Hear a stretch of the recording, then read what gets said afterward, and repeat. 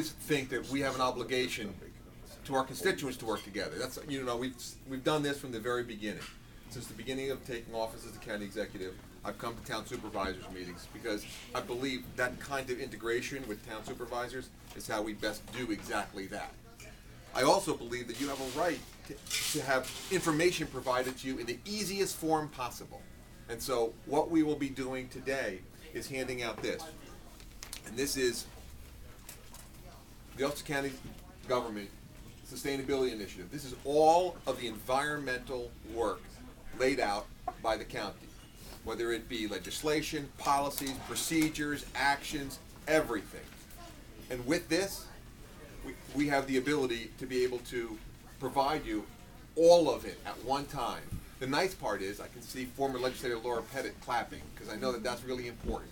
We are committed to making sure that you have all the environmental data that you need to be able to take whatever actions you choose to take as a town.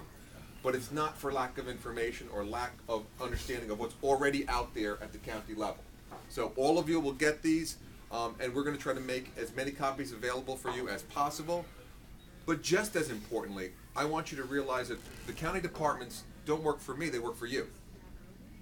I'm the county executive. I've been made very clear to them that all of us are here to be a resource for every level of government and most importantly for the people.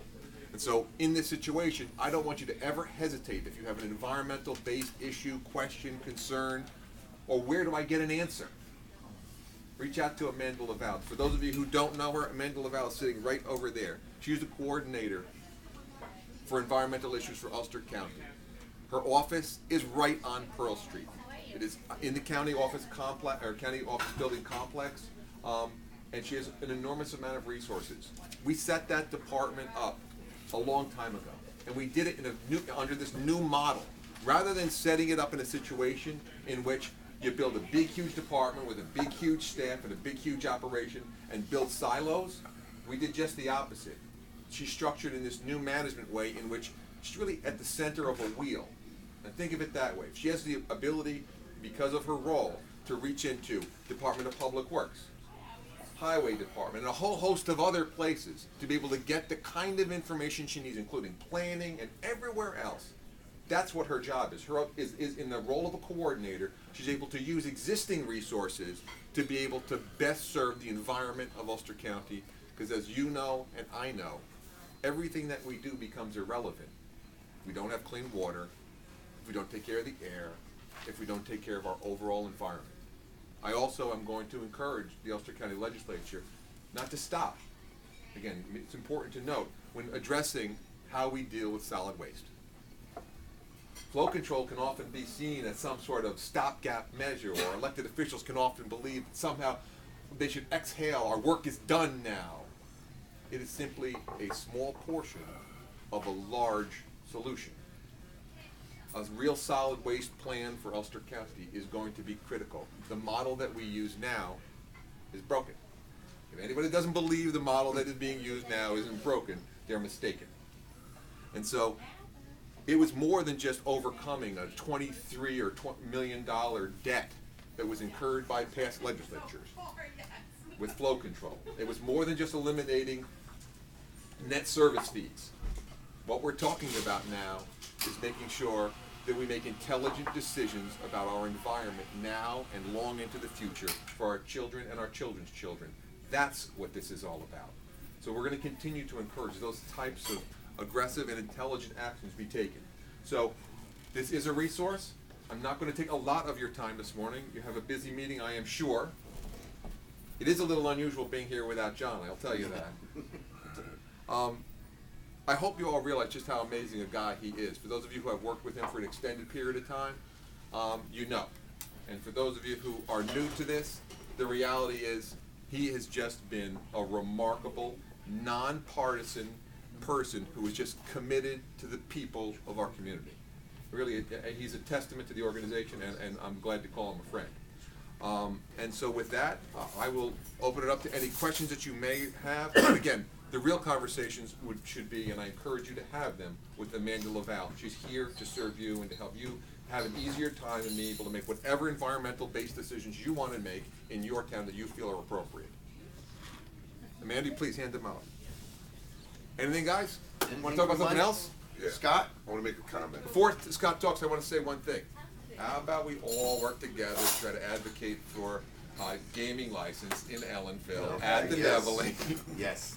Thank you. We're close now. I mean, upstate and regional destinations start sounding a lot like the Catskills. Absolutely. The governor made it very clear Yes. that there's going to be 3 licenses in upstate New York, and that much of it will hinge on the enthusiasm of the community. That's it. Yeah. Well, I like to think that we are very enthusiastic about this as a community, and so it's our role collectively to ensure that we engender that kind of response at the state level. I just want to say something. The rail trail in Woolworthing's, been a 20-plus year dream. But frankly, I realized the more I looked at it that from a management standpoint, nobody had ever sat down and, mapped out what needed to be done. We knew that we needed a right-of-way here and an easement there. And then the prison had always been this headache, and I spent 33 years there, so I know how prison, the Department of Corrections can be. And That's the one idea hell of a sentence. of people walking through, yeah, right. The idea of people walking through prison property is always a problem. And so a couple things happened last week. I got finally together with the engineers and our lawyers, and we came up with a plan to go property by property and get the easements that people have been putzing around with for 20 years. But at the same time, I was approached by your guy, Mike, Mr. White, Yep. and then you mentioned it at our breakfast meeting at the RVBA. And by that afternoon, we had an agreement with Docs, which I want to thank Mike personally for. I mean, It's it a was good thing. unbelievable. We went from, Wednesday thinking this rail trail thing, I don't know if it ever happened, to by Friday, we're like giddy, We figured out a way from Ellenville through the Honor Haven. Honor Haven indicated they're interested in having us, and that would connect us to the Nevele, which goes all the way to Mamakating. So suddenly, we've actually looked at a map that took us from Rochester to Mamakating. But the prison, I can't emphasize how big that is. That's just huge, and your people pulled it off completely. They've got it all figured out. Yeah, we might have to put up a wooden fence, and we'll honor the signs, and we won't take pictures of prison, but it's awesome. I just want to thank you. Very exciting stuff. And Thank you. I think it Appreciate fits that. in with the environmental thing, because we really want to weigh in what we're seeing, our open space versus the 209 corridor. Sure. So we want the Nevele, we want Walmart, we want to build up stores. People from Marbletown come and shop in Woolworthing, but we want to protect open space because we also think Woolworthing is beautiful. And think about what that walk is going to be like. You're talking about looking up toward the mountains. It's a remarkable, remarkable view. And the ability to be able to take something that was really 20 years in the dreaming and be able to make an agreement with Docs to be able to clear that hurdle. Again, we are aggressively going at trying to be able to make changes because we know how important the rail trail system is. And just to that point, we just received the grant for the bridge over West Floss Road. We also have the money for the bridge over Cripple Bush Creek, which means the 8.3 miles of Marbletown is going to be totally complete now. Wow. So this puts the pressure on, and then you're working on the Kingston part. So basically, it almost looks like from the Hudson River all the way down through Marbletown until they hit, we need some help down in Rochester. And all these pieces are coming together. There's some extremely exciting opportunities, and we shouldn't lose sight of the fact. It's my great hope that we'll ultimately be able to, again, no one wants to see a railroad just simply go away. So we want to be able to work with the railroad systems that are there, Catskill Mountain Railroad and a whole host of other folks. But there is also another reality. If we are able to connect the Ashokan Reservoir with the walkway over the Hudson, as well as the entire line running towards Ellenville, we will have created a world-class tourism destination, something that ties in completely with healthy Ulster County, trying to become the healthiest county in the entire state. We'll be doing things that actually set us apart from all other tourist destinations that people could. The 14 million people of the Metro New York area will have easy access, whether it be on the Metro North line, directly up through an elevator onto the walkway over the Hudson and connecting into this operation, whether it be in New Paltz at a thruway exit, whether it be in Kingston, right out in the Hurley Flats at the connection. So you can literally see from the thruway where you would get on. or whether it be at the end of the Ashokan Reservoir. And again, that would become a remarkable, remarkable thing. We're having extremely productive conversations with the New York City DEP, with the state DEC. The governor is excited about this idea.